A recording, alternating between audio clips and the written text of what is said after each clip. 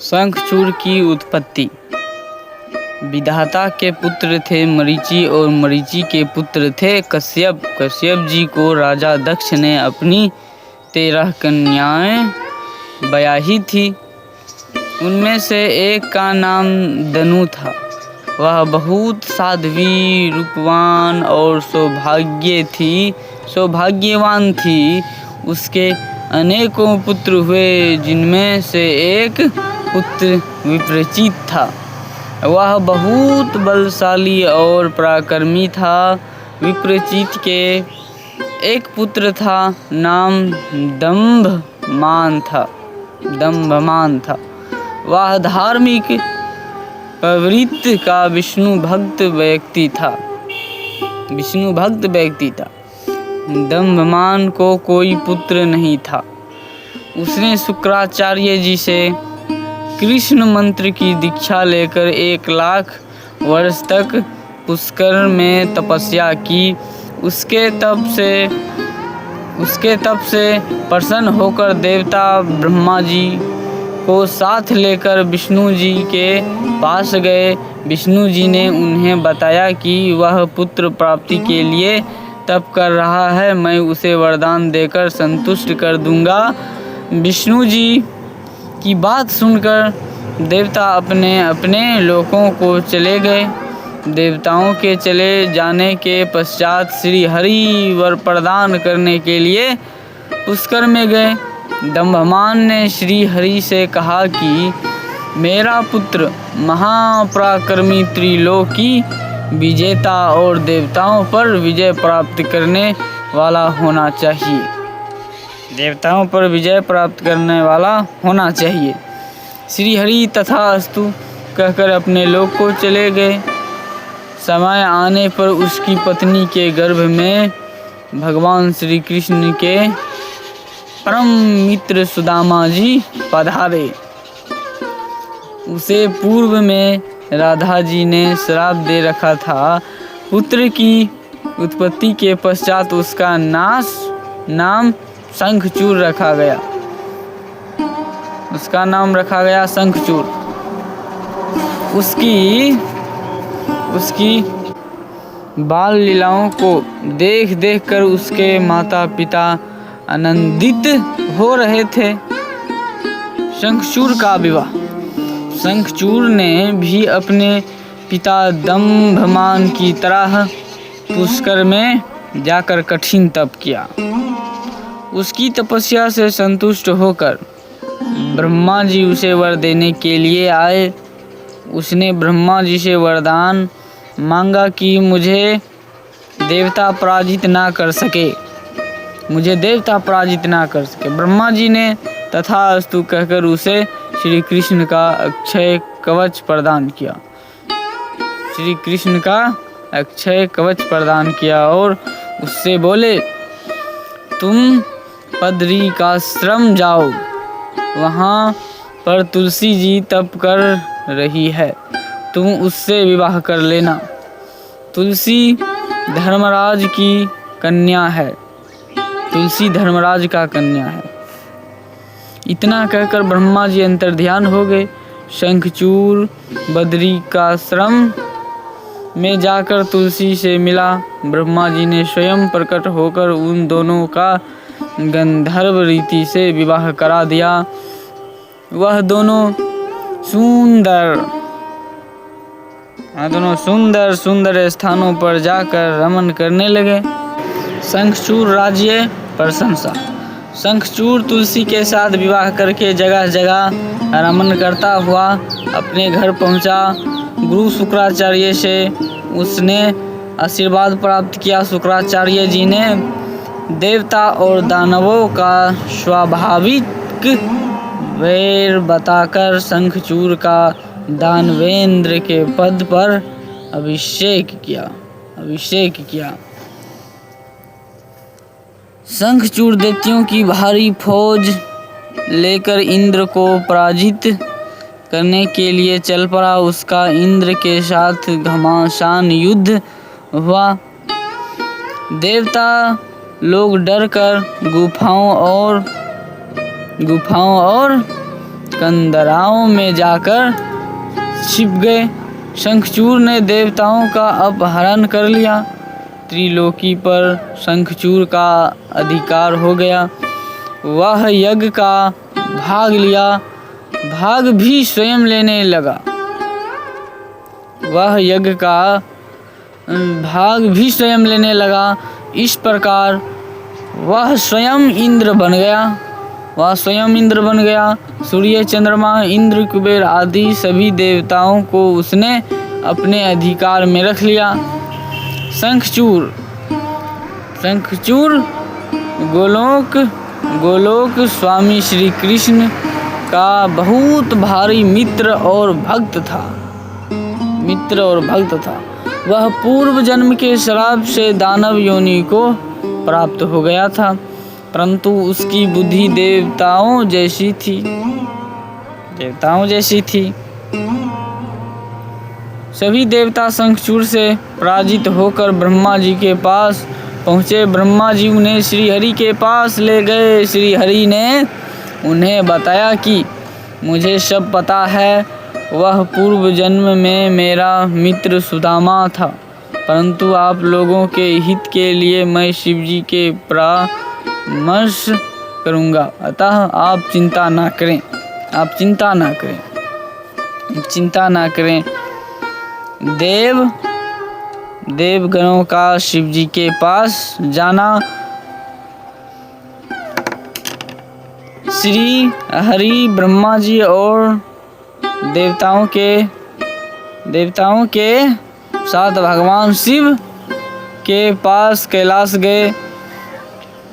त्रिनेत्रधारी भगवान शिव जी पूर्व जटा बिखर रही थी। वे पार्वती के साथ रत्नमय सिंहासन पर विराजमान थे। उनकी छटा देखकर भगवान विष्णु अति प्रसन्न हुए। वे वहाँ हो रहे नृत्य गीत का आनंद लेने लगे। श्री हरि देवाधिदेव शंकर की स्तुति करने लगे। हे भगवान, हम सब शंखचूड़ से त्रस्त हो रहे हैं, हमारी उससे रक्षा कीजिए, हमारा उद्धार कीजिए। भगवान शंकर श्री हरि से बोले, मैं शंखचूड़ को अच्छी तरह जानता हूँ। वह राधा के श्राप के कारण राक्षस बना है। वह श्री कृष्ण का पूर्व जन्म में मित्र था। शिव जी उन्हें बता ही रहे थे कि इतने में श्री कृष्ण राधा के साथ वहाँ आए। उन्होंने शिव जी की स्तुति की। शिव जी प्रसन्न हो गए। शिव जी ने शंखचूड़ को मारने का उन्हें आश्वासन दिया। पुष्पदत्त और शंखचूड़ वार्ता। भगवान शंकर ने शंखचूड़ के पास गंधर्वराज चित्ररथ को भेजा। शंखचूड़ का नगर महेंद्र और कुबेर के भवन के पास था। वहां पहुंचकर दूत ने शंखचूड़ से कहा, मेरा नाम पुष्पदत्त है। तुम या तो देवताओं के अधिकार उन्हें लौटा दो या शंकर जी के साथ युद्ध करो। मैं शंकर भगवान का दूत हूँ, जो ठीक समझो वैसा करो। शंखचूड़ ने कहा, यह भूमि वीर योग भोग्या है। मैं वीर पिता का वीर पुत्र हूँ, इसलिए मैं शंकर जी से युद्ध करूँगा। मैं बिना युद्ध के देवताओं का भाग नहीं लौटाऊंगा। मैं कल ही प्रातःकाल रुद्रलोक की यात्रा करूँगा। यह सुनकर पुष्पदंत शिव जी के पास लौट गया और वहाँ का सारा वृत्तांत बताया। यह सुनकर शिव जी क्रोध में भर गए और उन्हें वीरभद्र आदि गणों और भद्रबली आदि देवियों को बुलाकर शंखचूड़ का वध करने की आज्ञा प्रदान की। भगवान शंकर स्वयं भी अपने गणों को लेकर चल पड़े। स्वयं भी अपने गणों को लेकर चल गए। उनके साथ 8 भैरव, 8 वसु, 11 रुद्र,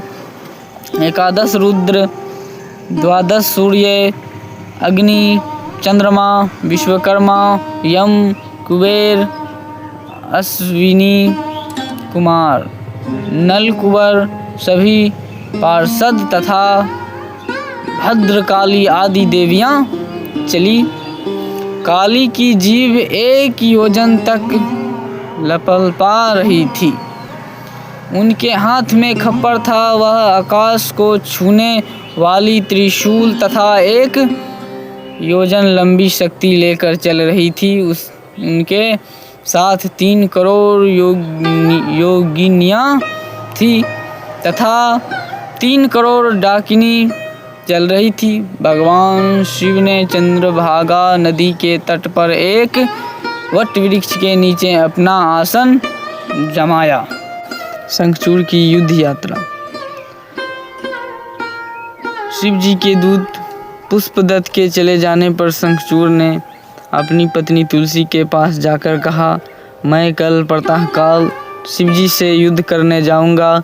रात में उसने अपनी पत्नी से अनेक बातें की। दोनों क्रीड़ा करते हुए सुख के सागर में गोते खाने लगे।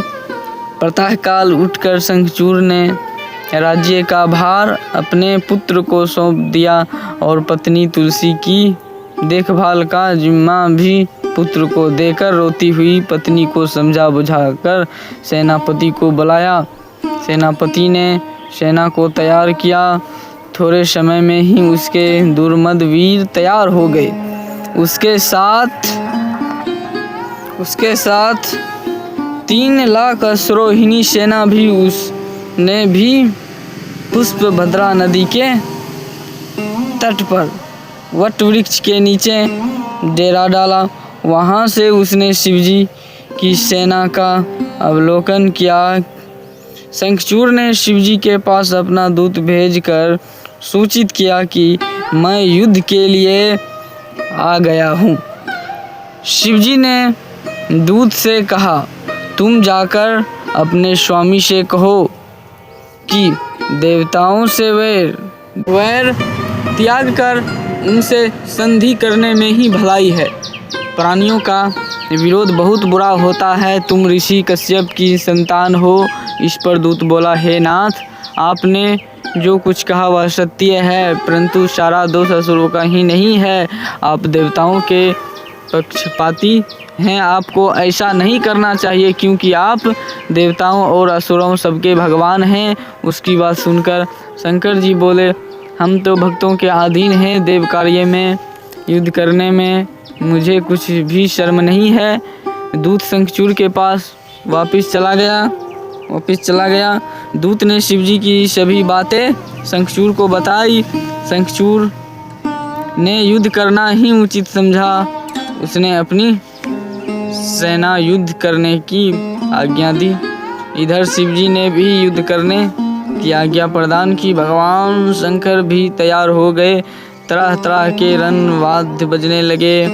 दोनों पक्षों के वीर भयानक मारकाट करने लगे। महेंद्र का वृष परवा के साथ युद्ध होने लगा। विष्णु का दंभ के साथ कालासुर के साथ, गोकर्ण का हुतासान के साथ, कुबेर का कालय के साथ, विश्वकर्मा का मला के साथ, भयंकर से मृत्यु, संहार से यम, कालम बिक के साथ वरुण युद्ध करने लगे। अभी तक पुत्रों सहित भगवान शंकर वृक्ष मूल में बैठे रहे। सारी पृथ्वी कटे हुए वीरों और वाहनों से पट गई। शंकर कुपित होकर युद्ध करने को चल पड़े। वे युद्ध में पहुंचकर अक्षोहिणी सेना का संहार करने लगे। इधर देवी काली भी दैत्यों को मार कर उनका रक्तपान करने लगी। स्कंद ने भी सैकड़ों बाणों से दानवों का संहार कर डाला। जो दानव बच गए वे डर कर भाग गए। शंखचूड़ अपनी सेना का संहार होते देखकर स्वयं युद्ध करने लगा। वह कान तक धनुष को खींचकर बाण छोड़ने लगा। इससे युद्ध के मैदान में अंधकार छा गया। उसकी इस माया को शिवजी के गण और देवता भी नहीं समझ सके। शंखचूड़ ने स्कंद पर शक्ति का प्रहार किया। इससे शंखचूड़ के रथ को स्कंद ने चकनाचूर करके उसके कवच, कुंडल, किरीट आदि को ध्वस्त कर दिया।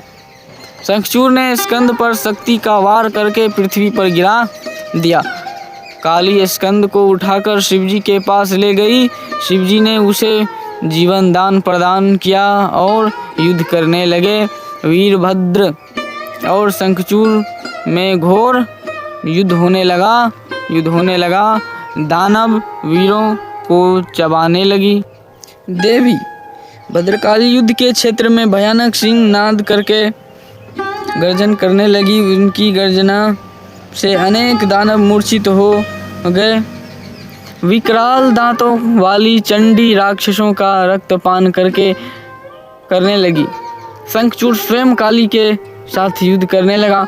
काली ने शंखचूड़ पर बाणों की वर्षा की, जिसे शंखचूड़ ने शांत कर दिया। इस पर काली ने नारायण अस्त्र चलाया। इस पर शंखचूड़ ने रथ से उतरकर नारायण अस्त्र को प्रणाम करने लगा। इससे वह अस्त्र शांत हो गया। अब देवी ने ब्रह्मास्त्र का प्रयोग किया, परंतु शंखचूड़ ने उसे भी शांत कर दिया। देवी काली शंखचूड़ द्वारा छोड़े गए बाणों को चबाने लगी। देवी काली घोर गर्जना करने लगी। इससे राक्षस सेना भयभीत होकर भागने लगी। अब देवी काली के पशुपत अस्त्र चलाया, परंतु आकाशवाणी ने उसे रोक दिया, क्योंकि शंखचूड़ की मृत्यु पशुपत अस्त्र से नहीं होनी थी। धीरे धीरे देवी भद्रकाली 100 लाख दानवों का भक्षण कर गई। वह शंखचूड़ को भी खाने के लिए दौड़ी, परंतु शंखचूड़ ने रौद्रास्त्र से उसे रोक दिया। शंखचूड़ ने देवी भद्रकाली पर अनेक अस्त्रों का प्रयोग किया, परंतु उन्होंने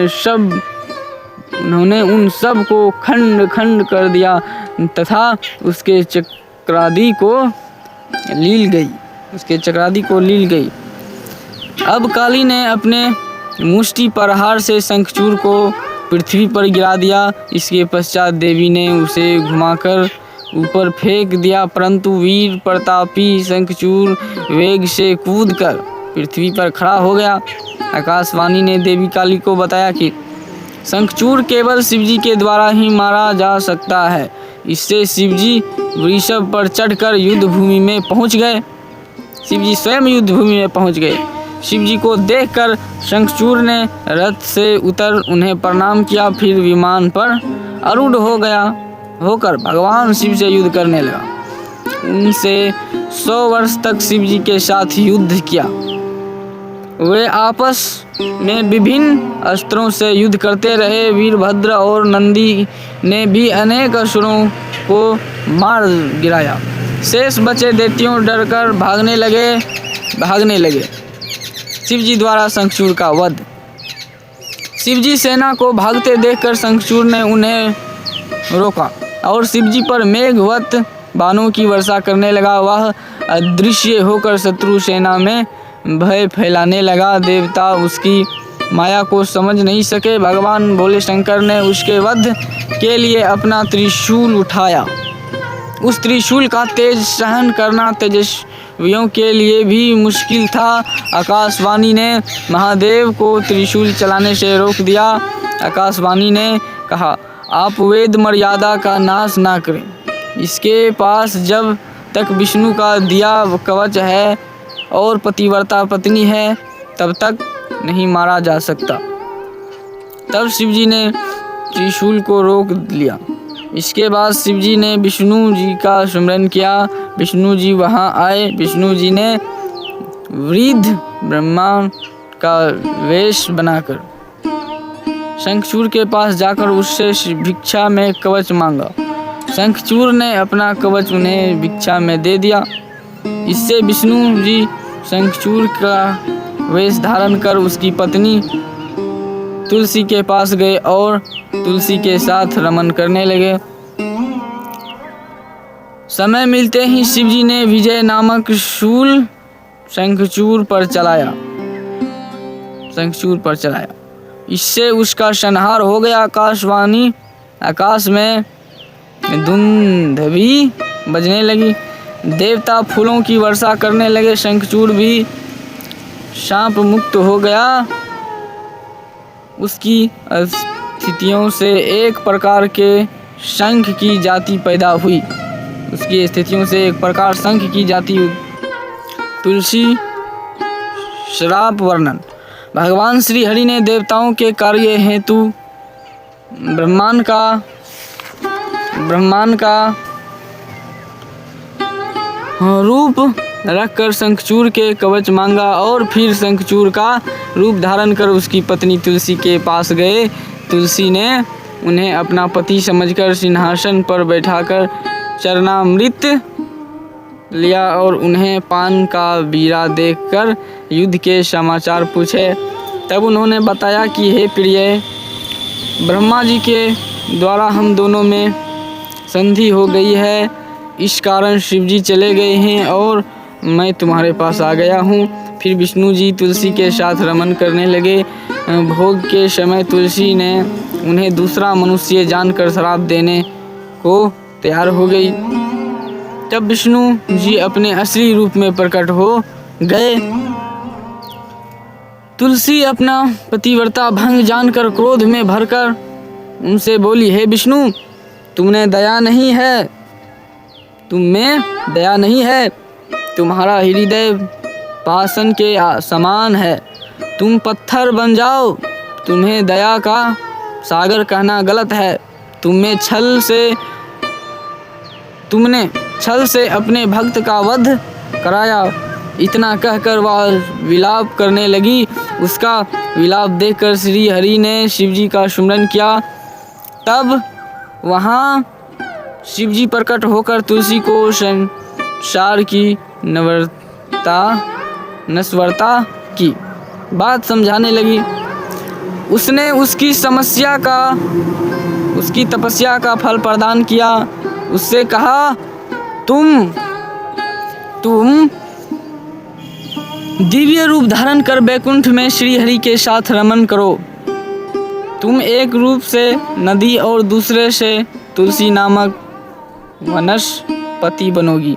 क्षीर सागर की तुम पत्नी भी बनोगी। इस तरह तुलसी को समझाकर भगवान शंकर ने कहा कि तुम्हारे श्राप से विष्णु भी शिला बनकर तुम्हारे साथ नदी के जल में रहेंगे। उस शिला को अनेक कीड़े काट कर चक्र के निशान बना देंगे। तब उसे विष्णु शिलाग्राम कहा जाएगा। इस प्रकार तुलसी को समझाकर शिवजी अंतर्ध्यान हो गए। हर हर महादेव।